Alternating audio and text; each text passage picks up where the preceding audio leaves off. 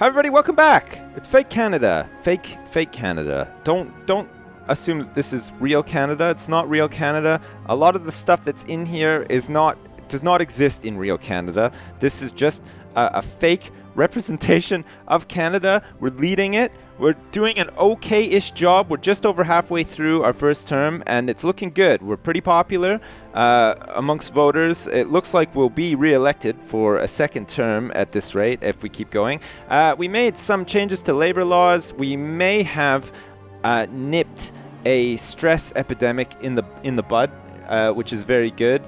We don't want people stressed. We're working on increasing productivity and making our economy competitive once again. One thing that we changed last time was laws around not international trade. It was immigration.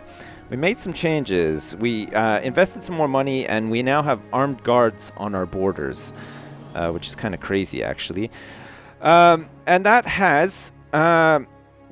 decreased immigration ever so slightly from last term. Look, it's coming down a little tiny bit. The border controls still have 2 more quarters before they're fully implemented, so we should see that drop a little bit more in the long run. That should be good, and hopefully productivity will increase.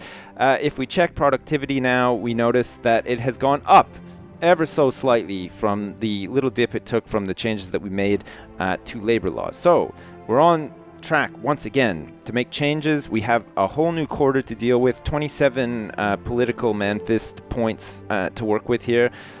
What are some other things that are affecting productivity? Health in general. If we improve health, we can maybe... what's health at now? Health is on the rise. Actually, we saw that at the end of last term.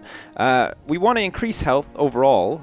So if we keep increasing health, potentially productivity will rise as well. It's probably not a bad thing. Public services is not an area that we've dealt with too much. We got the State Health Service, which is currently helping out big time. And also, whatever this is. What is this? This is private healthcare, which is helping towards health. What's this? This is the State Health Service. Where are we at with State Health Service? Sarah Patel, my God, on the case. Look at her. So fantastic. Popularity with voters is a huge one, 84%. Everybody loves the State Health Service. Although many citizens would be happy to pay privately for their own health treatment, there's an argument that the state has a duty to provide a minimum level of free health treatment for everyone regardless of income. This is true. I mean, if you live in somewhere like Britain or Canada, Britain of course has the NHS, Canada has a state-run health service as well. I used to live in Ontario. We had something called OHIP, which meant that anytime I went to the doctor or the hospital or anything, I had like a plastic card that looked a little bit like a credit card. It was an OHIP card, and anytime I needed anything done, any prescriptions, anything like that, I would just give them my OHIP card. They would swipe it, and they would keep track of how much money I was wasting on the system for all of my special drugs that I needed to live in general when I used to live in Ontario. It's very good. It's much the same in Britain as well, and Jersey, where I live currently, has some sort of has a very, very similar system to the NHS, although it's not as big as the NHS because the population of Jersey's like 80,000. Population in the UK is like 70 million or something like that. So it's crazy. All right, so we can change this around. We can raise it. We can lower it. It's going to cost us a lot of money to lower it. We don't want to actually lower it. We want to invest more in this. It costs us a lot.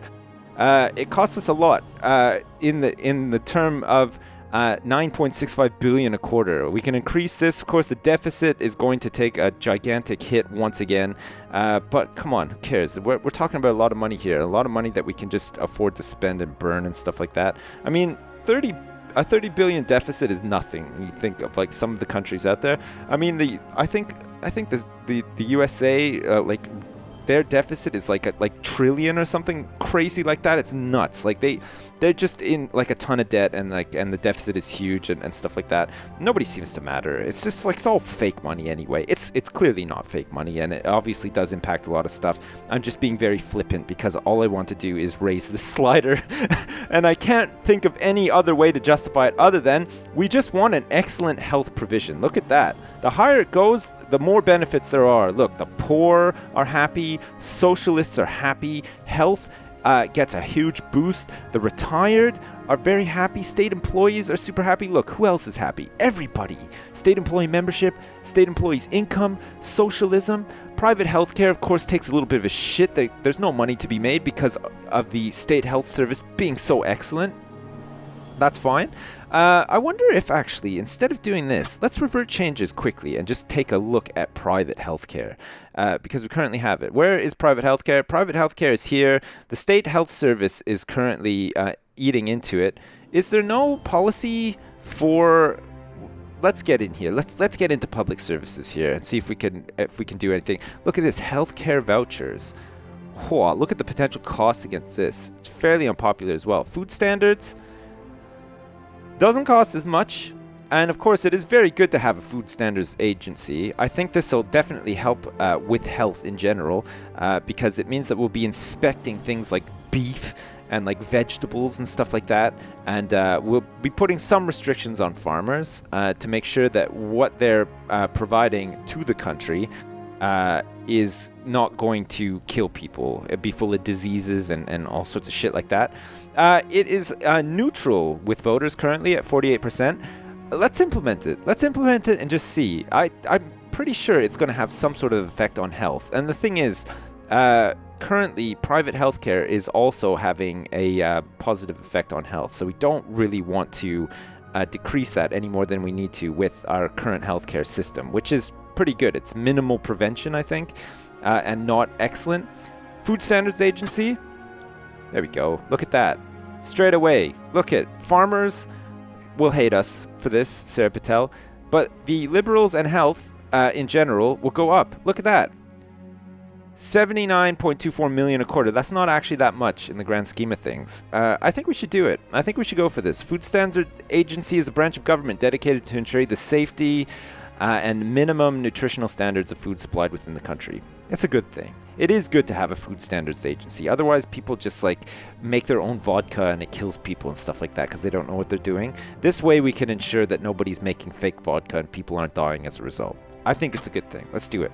Sarah, we've done it. We have 20 man-fist super points left. Health is going to benefit from that straight away. As soon as it takes, look at that, the Food Standards Agency has not been implemented, so you can see behind all of those red dots feeding into health, there's a gray dot coming from the Food Standards Agency. Very good. Tobacco usage, alcohol consumption, legal drug consumption. There's probably some stuff here that we can do to make some more money and limit these things, helping health, like tobacco.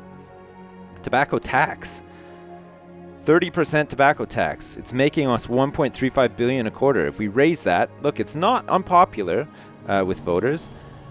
Tobacco usage goes down, everyone becomes unhappy. Apparently everyone is negatively impacted by tobacco tax. Let's make it a whopping 50%. Look at that. Poverty poverty is increased because apparently poor people love to smoke cigarettes, according to this game.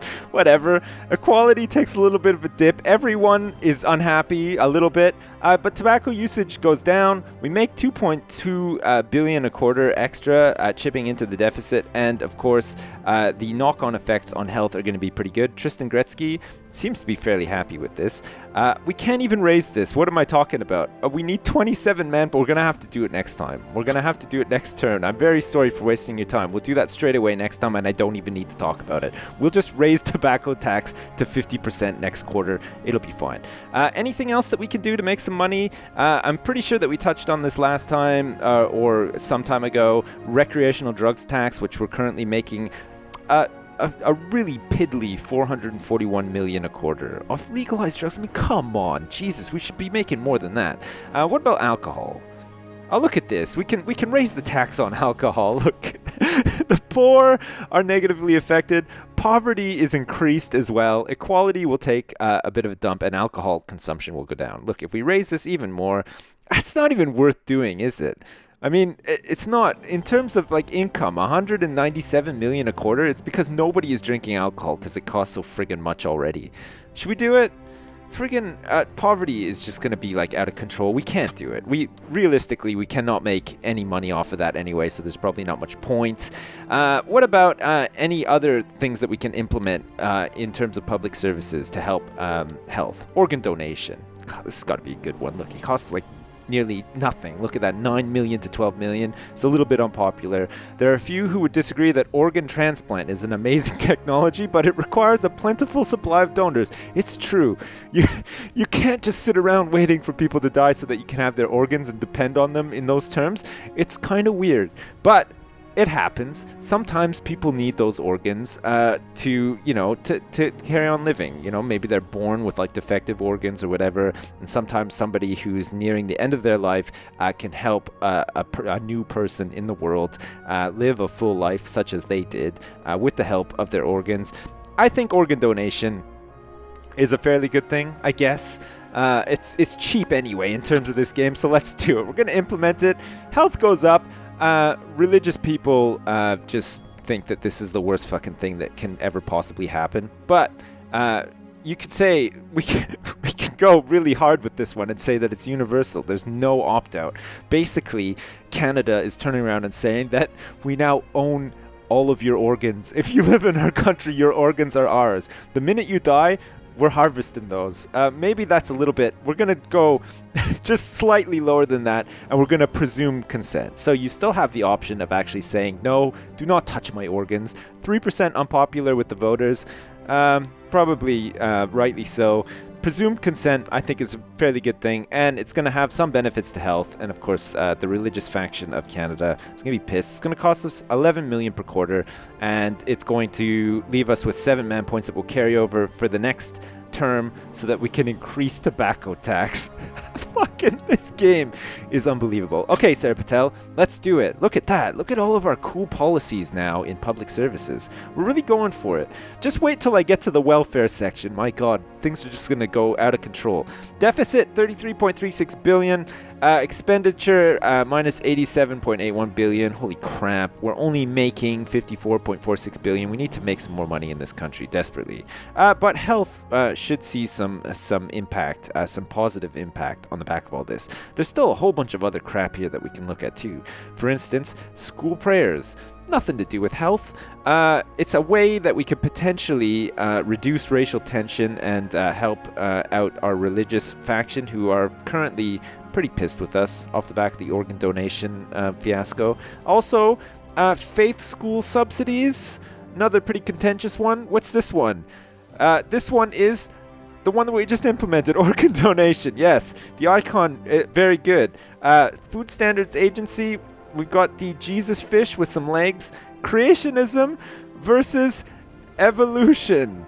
Wow. It's probably not one that we're going to really explore in this. What's this? Atomic bomb. No, science funding. Look, interesting. Science funding having a negative impact on energy efficiency, technology, but it also brings down unemployment and adds positively to the GDP. Probably not one that we want to mess around with too much, although we can come back and look at it. Let's end the turn anyway. For now, we'll end our turn. We'll go into the next quarter and see what's up with tobacco tax. That's right. We're going to make a lot of money off taxing tobacco. I mean, you can't even smoke inside anywhere anymore. Is it even worth smoking anymore? I understand that people are like addicted to nicotine and therefore smoking. But like if you live, especially in Canada, I mean, come on. It's like parts of Canada's like minus 40. Why the fuck would you go outside to smoke? In that cold, you have to be very dedicated. See, I think I'm trying to justify raising the tax to 50% because I feel a bit bad about it. So this is my whole process for justifying it to myself. No, next turn. Fuck. Here we go. Click to return to government. Avoiding real debates. I just avoided a little bit of a debate with myself. Oh no, there's been a ministerial scandal and we forgot. Oh, this better not be. Oh shit. Wow. It might not be anything to do with your policies or your personal conduct, but the actions of your staff are going to reflect on you. God damn it. One of your junior ministers has been found to have an improper relationship with his secretary. That son of a bitch. Look, everyone hates us now. The conservatives and the religious people in this country are like fucking appalled by this ministerial scandal. Do we not find out who it was? Jesus, we need to. Who was that other one the one that was becoming disloyal? We need to get rid of her too. God damn it. The global economy is still in recession. Our credit rating is still BB. Wow. We have lost a lot of popularity. Wow. We went down from something like 72% to 59% off the back of all those policy changes. This is where things really start to go wrong for us. Our party membership is the largest, according to the election report. Our intelligence experts have intercepted communications which suggest that the pro-capitalist corporate-funded terror group known as the Battenberg Group may be considering action against our government. Not the best. They're pro-capitalist and they're corporate-funded. Holy shit. I mean, how did we let Canada get into this state? And it looks like our ministers are loyal and good, apart from the one that had this scandal and caused so much outrage. Holy shit. Okay, we'll be back. Next episode, we will come back. We will explore... wow, the religion... Oh my god, we need to do some work around the religious faction of our country. Also, capitalists... we could do with making happy, because it looks like the Battenberg Group, the cake manufacturing, terrorism, terrorist cell are onto us and probably planning some sort of massive heist or something at some point that we're going to have to deal with. So there's quite a bit to do. We want to raise the tobacco tax to 50%. We'll definitely do that next episode. Amongst other things, we need to work on our popularity. Once again, we're not going to get reelected if we keep making these really crazy policy changes that seem to have like just such a negative effect on everything. Okay, great. As usual, thanks very much for watching, and I'll see you next time.